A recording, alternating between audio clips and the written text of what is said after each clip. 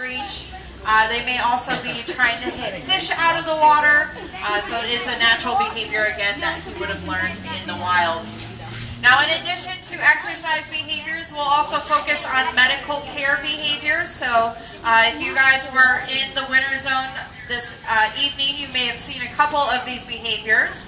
So our medical care behaviors, what we strive to do is teach the animals to participate in them voluntarily.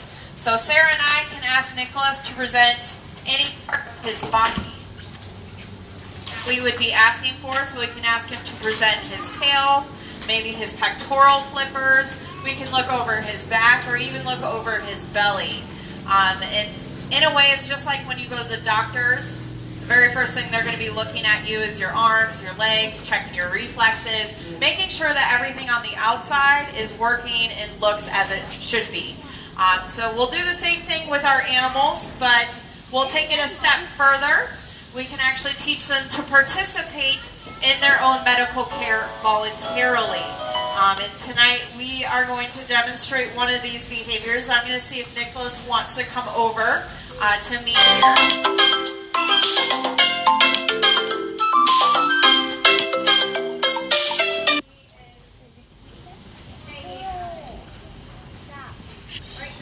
Can you guys hear me? I feel like it's cutting in and out. So right now Nicholas is hanging out in the middle. He decided he was not really interested in coming over just yet.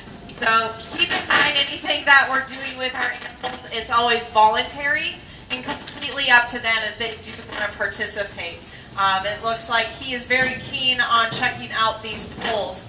This area right here in the center.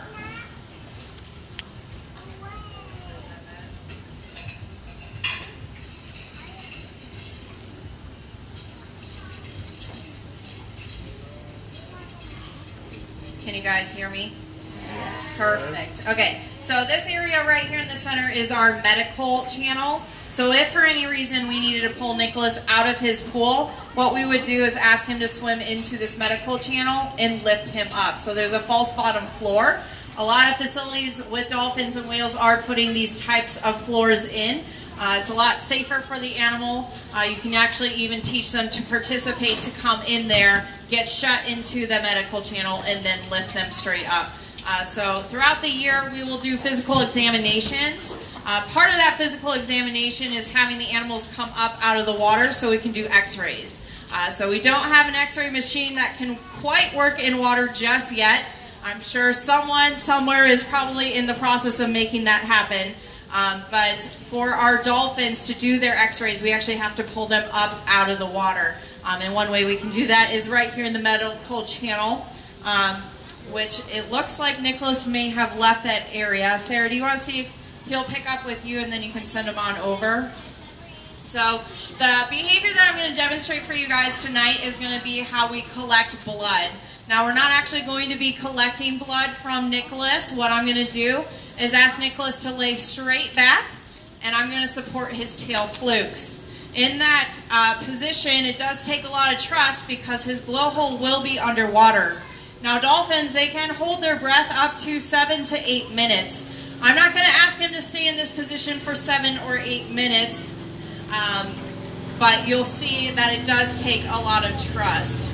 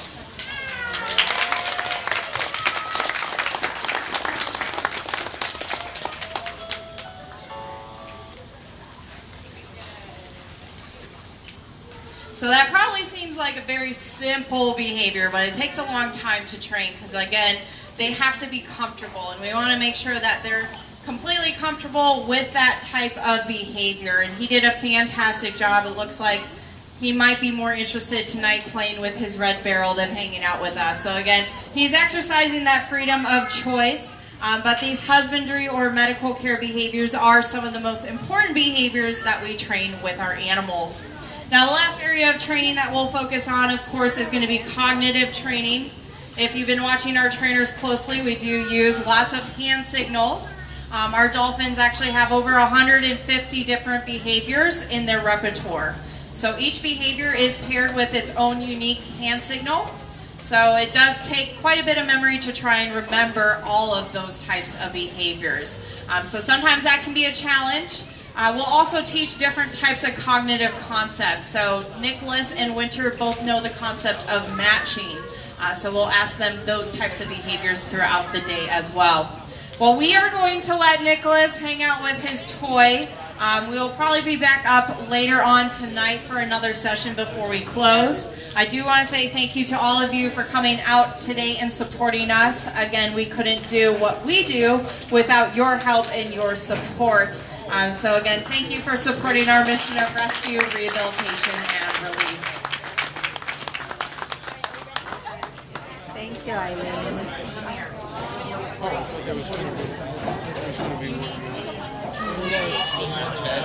Who wants to play?